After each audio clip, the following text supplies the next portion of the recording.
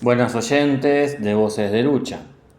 En este programa vamos a hablar acerca de la asunción de Donald Trump en Estados Unidos y de las primeras medidas de gobierno que ha impulsado él mismo.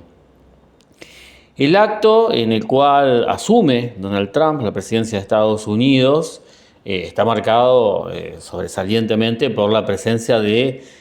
grandes burgueses que son la base que lo sostiene, que lo ha llevado a encumbrarse en dicha posición por segunda vez. Cuando se da el acto de asunción de la presidencia de Trump,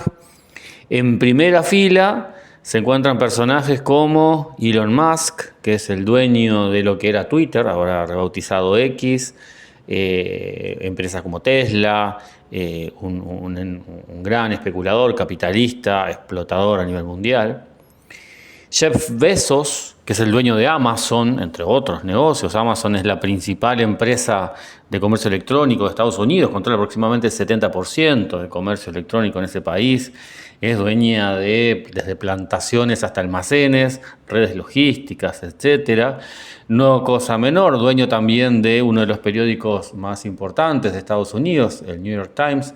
desde donde en un principio se apoyaba la candidatura demócrata y luego en un vuelco, en un giro en el aire bastante llamativo, se vuelca a apoyar a la candidatura de Trump. También se encontraba ahí Mark Zuckerberg, que es el dueño de Meta, que incluye una empresa que incluye a Facebook, a WhatsApp, etcétera. Persona que se había enfrentado con Donald Trump y que hasta hace poco más de 6 meses Trump había dicho que lo iba a encarcelar. De repente se vuelve uno de los soportes de la carrera presidencial de Trump. También estaba presente Sundar Pichai, que es uno de los principales, el principal responsable de Google, el CEO de Google, el principal gerente de Google, una de las, como todos sabemos, ¿no? Una de las tecnológicas más importantes a nivel mundial. Es decir, que estas empresas que se presentan como empresas que destacan ante el público como empresas tecnológicas, pero que a su vez controlan enormes ramas de la producción, tenían presencia directa en el soporte, tal vez como pocas veces se ha visto, donde aparecen abiertamente los grandes capitalistas dando soporte a su presidente y formando prácticamente parte del gobierno, porque de hecho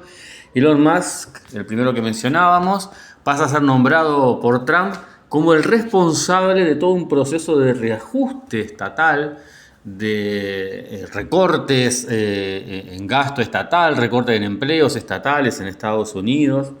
enfocado en todo tipo de sectores. Ahora está centrado especialmente en el área de la salud, pero ya dijo Trump que incluso iba a abarcar sectores como las Fuerzas Armadas. Donde lo que hay que entender es que acá, por supuesto, se trata de, como cualquier proceso que un sector de la burguesía que asume directamente la administración del Estado, no se trata en realidad de disminuir el gasto, sino de redirigirlo hacia los sectores donde más ganancias pueden obtener este sector de la burguesía, que es el que acaba de asumir. La burguesía, la gran burguesía, como queda claramente demostrado en este apoyo de los grandes magnates a Donald Trump, la burguesía toma al Estado como su herramienta favorita para administrar sus intereses, para defender sus intereses, y en este caso demuestra que es capaz de intervenir directamente para moldear la administración de la forma que más le convenga. Un ejemplo, más de todo esto que decimos, que luego será desarrollado, tiene que ver con que en el acto de asunción de Trump, también se encuentra, y no casualmente, un representante de la empresa TikTok. La empresa TikTok es una empresa de origen chino y en este caso esa empresa enfrenta desde el gobierno anterior de los demócratas un bloqueo en Estados Unidos que no le permite operar en el país. En respuesta, por supuesto, a las demandas de la gran burguesía norteamericana que siente cuestionada su parte del negocio con la excusa de la seguridad nacional. Sin embargo, este representante de una empresa china, el supuesto gran enemigo, ¿no? Sin supuesto, el gran rival en la disputa por la hegemonía a nivel mundial que tiene hoy en día la burguesía norteamericana, este representante de esta enorme multinacional china aparece en el acto de asunción de Donald Trump. Y no casualmente, poco tiempo después, Trump, pocos días después, habla de que existe la posibilidad de una asociación de esta empresa china con capitales norteamericanos, casualmente, en particular los capitales de Elon Musk, este hombre que juega un rol fundamental en el nuevo gobierno de Trump, donde se está contemplando la posibilidad de un negocio millonario donde se pueda dar algún tipo de asociación para permitirles operar en el territorio norteamericano. Trump llega a la Casa Blanca impulsado, por supuesto, como cualquier presidente norteamericano, por un sector de la gran burguesía norteamericana y por tanto de la gran burguesía imperialista a nivel mundial, obviamente para defender sus intereses, en el contexto de un enfrentamiento por la supremacía económica, política, militar, con otro imperialismo rival, creciente como es el chino en particular, pero también con otros imperialismos menores como los europeos, por ejemplo, donde Trump asume con una postura muy agresiva, una postura de tomar medidas muy radicales en defensa de su gran burguesía y de la hegemonía política y militar de Estados Unidos sobre el resto del mundo. Hace anuncios espectaculares como que quiere anexar Groenlandia, hoy en día propiedad de Dinamarca, parte del Estado de Dinamarca. Anuncia aranceles del 25% a todas las importaciones de Canadá y de México, con la excusa de la llegada de drogas y de inmigrantes masivos desde esos países. Plantea una intervención en Panamá para recuperar el control del canal. El portavoz de Trump, el propio Trump, que en realidad preguntado directamente si podía descartar el uso de la fuerza militar en el caso concreto de Panamá y Groenlandia, se niega a hacerlo. Todo con una verborragia muy fuerte, pero si bien todo esto es parte de una política de mostrarse ante las masas como un agente disruptivo, un agente que plantea medidas radicales, tildado por muchos como un loco, sin embargo, tiene toda una lógica, por supuesto, todas estas medidas. Todas estas medidas apuntan a reforzar puntos muy sensibles en lo que tiene que ver con el comercio mundial, en lo que tiene que ver con las redes de suministro, con las redes de producción, donde la gran burguesía norteamericana aspira a obtener mejores condiciones en su enfrentamiento, en su disputa, en su competencia con otros monopolios a nivel internacional. En el caso de Groenlandia, por ejemplo, está abierta la disputa por el control del Ártico, en particular con la presencia rusa, que obviamente por su propia geografía domina gran parte de la zona, pero el Ártico en particular se está transformando cada vez más en una zona abierta a rutas marítimas que conectan justamente el Asia con Europa, por ejemplo, o con el propio Norteamérica, donde esa disputa de quién controla esas rutas marítimas se hace fundamental. Ni hablar que es una zona de enormes recursos naturales, petróleo, gas, uranio, etc. Ni hablar de lo que pasa con el canal de Panamá, donde se controla el comercio entre los océanos Pacífico y Atlántico.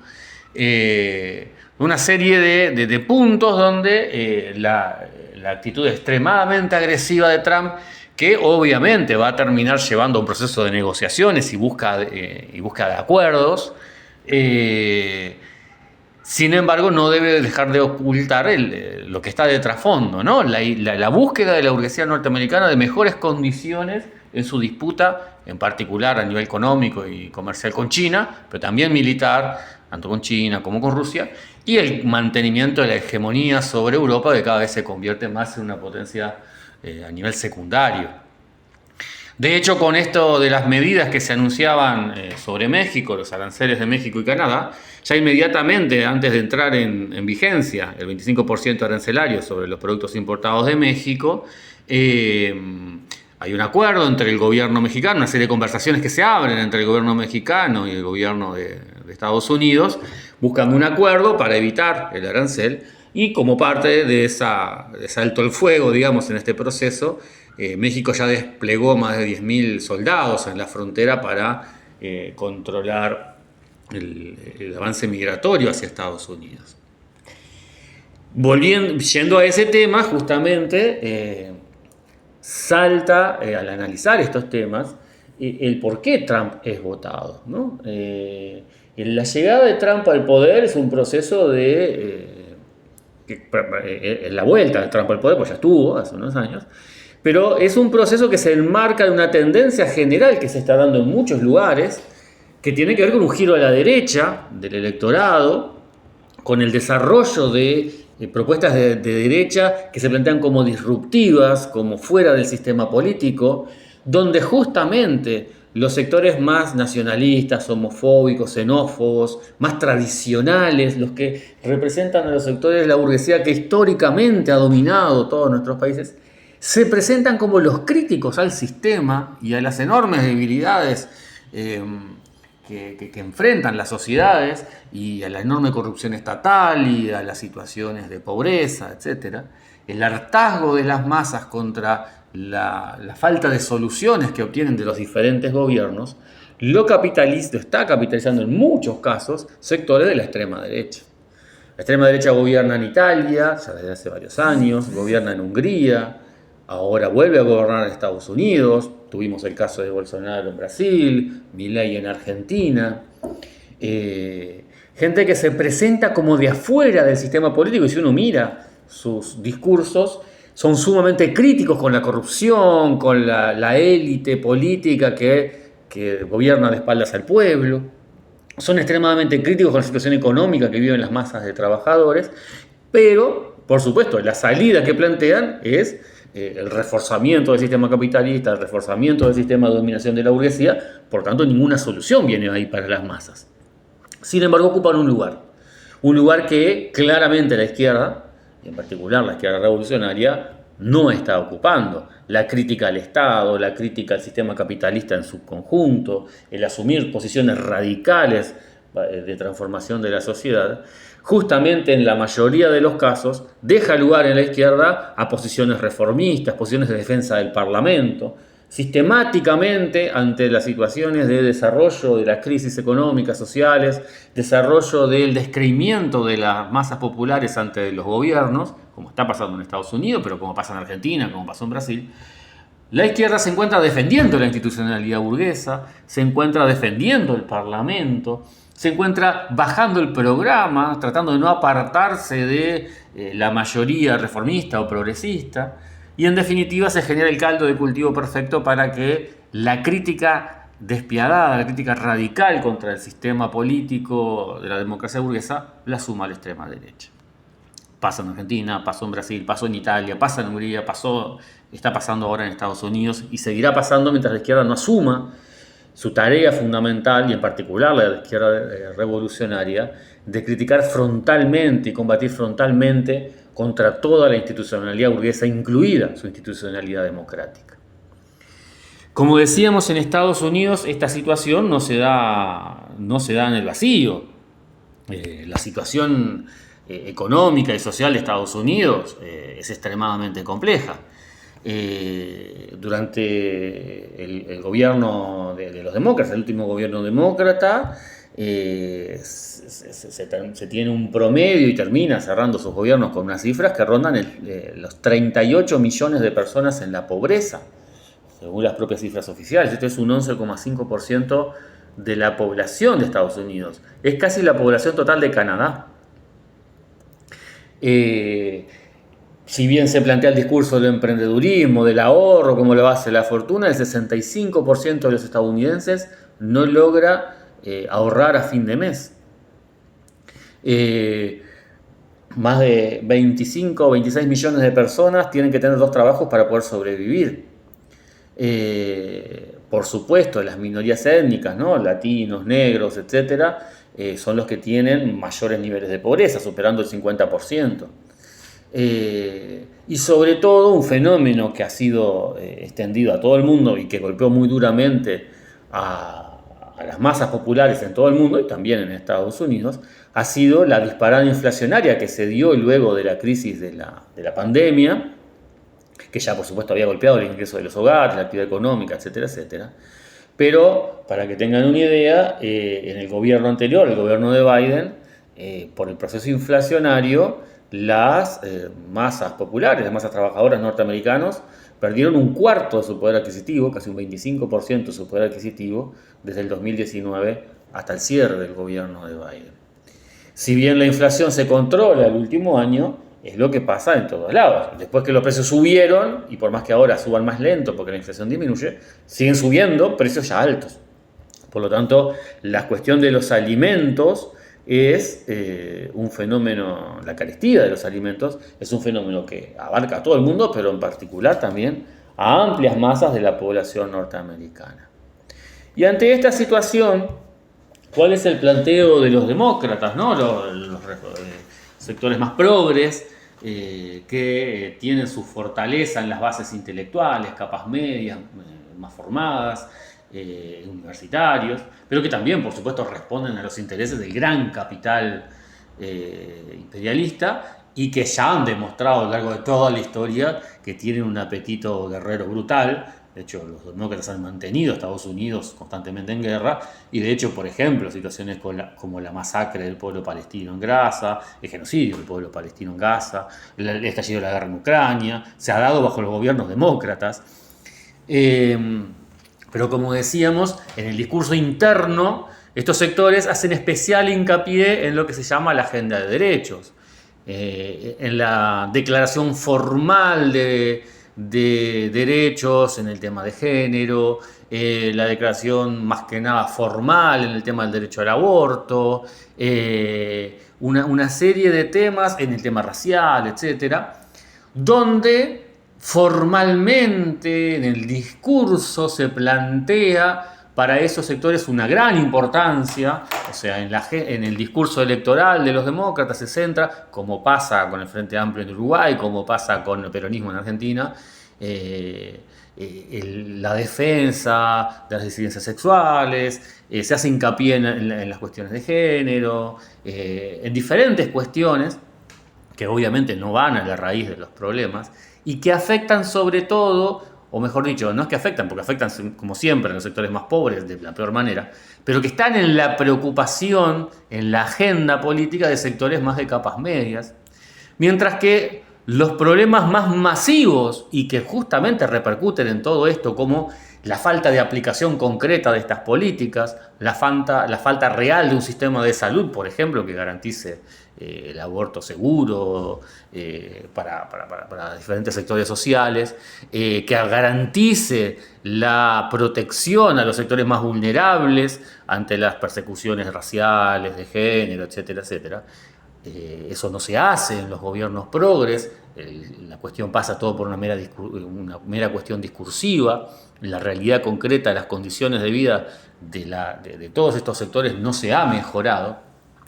y ni siquiera se tocan otros temas que son transversales a toda la sociedad, como el salario, el empleo, la vivienda, la salud, la carestía de los precios, etcétera, etcétera, y se deja para que la derecha, dando respuesta a estos temas, porque la respuesta que tiene Trump ante el problema de la inflación, de la carestía, del problema laboral, el problema de vivienda, etcétera, etcétera, es culpar a la inmigración, cosa que también hacen los progres. Y dice, bueno, vamos a cortar con la inmigración, vamos a plantear los aranceles para recaudar dinero y poder generar empleo, vamos a traer las empresas de vuelta a trabajar al país. Ofrece una serie de medidas que sabemos que no se van a realizar y que no tienen que ver con el fondo de la cuestión, pero que le ofrecen ante las masas una perspectiva de salida. Los demócratas y los progres en general ni siquiera tocan esos temas, aun cuando llevan adelante medidas profundamente represivas, donde, por ejemplo, el gobierno anterior de Biden detuvo más de 6 millones de inmigrantes, impidiéndoles ingresar a las fronteras de Estados Unidos. En definitiva, centrándose en la llamada agenda de derechos, como gran bandera, pretenden cubrir el hecho de que no van a ofrecer ninguna solución para las condiciones de vida generales del conjunto de las masas, sobre todo de las masas más explotadas. Y esto es el caldo de cultivo para el descontento social, que termina encontrando donde puede, donde aparece, una respuesta mentirosa, como sabemos, una respuesta dada por una gran verborragia y una gran demagogia por parte de la extrema derecha, pero que es la base electoral que lo llevó al triunfo a Donald Trump. Todo esto basado en una estrategia de comunicación manejada obviamente a nivel ultra profesional, donde por ejemplo Elon Musk, que es el dueño de Twitter, lo que era Twitter ahora es X, donde cuenta con el dueño de Facebook, o sea, con todas las redes sociales, con Google, con todas las redes sociales, nos invierten cientos de millones de dólares para difundir exactamente un discurso que llegue a tal o cual sector de la población. Elon Musk invirtió 270 millones de dólares en la campaña de Donald Trump. Obviamente lo que va a recuperar como ganancias va a multiplicar fácilmente por 100 o por 1000 esa inversión. Pero en definitiva la ultraderecha aparece dando una respuesta a una situación de conjunto, una problemática de conjunto de la clase obrera, como decíamos, una respuesta que solamente va a generar una profundización de la crisis. Trump no va a solucionar el problema de la pobreza, de la inflación, de la salud, etcétera, etcétera, como tampoco lo va a hacer Milei en Argentina, sino que lo van a agudizar aún más, como todos los sucesivos gobiernos lo vienen haciendo. Y eso es lo que los lleva al gobierno. Y cuando llegan al gobierno aparecen los progres convocando al conjunto de la población para protestar contra ellos, ni siquiera para enfrentarlos, porque no hay ninguna medida de enfrentamiento directo a Milei llamado desde el peronismo, no hubo ninguna medida real de enfrentamiento a Bolsonaro desde el PT, y no hay ni va a haber ninguna medida de enfrentamiento real a Trump por parte de los demócratas, obviamente. Pero convocan y la izquierda se encolumna detrás de estos sectores progres con el mismo discurso que ya han llevado adelante antes, de rebaja del planteo programático, centrándose en la figura que está puesta adelante, en este caso Trump, en Argentina Milei, en su momento Bolsonaro en Brasil, los frentes anti-Macri cuando Macri gobernaba en Argentina, ahora es el frente anti-Milei, por el cual, por ejemplo, la izquierda uruguaya marchó acá porque Milei dijo un exabrupto brutal en un foro internacional, pero no prestan atención a que la misma marcha que se convoca acá por parte del Frente Amplio, en Argentina estaba convocada por el peronismo, hasta por sectores del PRO, es decir, hasta sectores de Macri, la UCR.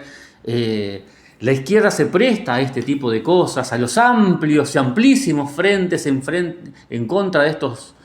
personajes, porque supuestamente son sectores que representan al fascismo y que hay que unirse con cualquiera para frenar el avance del fascismo. La izquierda acá está preocupada de que Trump acumule demasiado poder en detrimento del Congreso de los Estados Unidos, y se pierden de vista la necesidad fundamental de levantar una alternativa a todo esto. No solamente la ultraderecha, que tiene un discurso xenofóbico, retrógrado, que lleva adelante políticas totalmente antipopulares, sino también contra los progres, contra los demócratas, contra los peronistas, contra el PT, contra el Frente Amplio, que con otro discurso, un poco más atenuado, llevan adelante las mismas políticas. Por lo tanto, enfrentar a Trump de ninguna manera puede hacerse al lado de los demócratas, enfrentar a Milei de ninguna manera puede hacerse al lado de los peronistas, enfrentar a un gobierno de derecha de ninguna manera se puede hacer al lado del Frente Amplio, como se dio en nuestro país, porque sencillamente esos sectores no tienen ningún interés en enfrentar realmente y a fondo las expresiones de la ultraderecha, porque de última representan exactamente los mismos intereses de clase, es decir, los intereses de la gran burguesía imperialista en todos nuestros lugares. Por nuestra parte, esto es todo. Será hasta la semana que viene.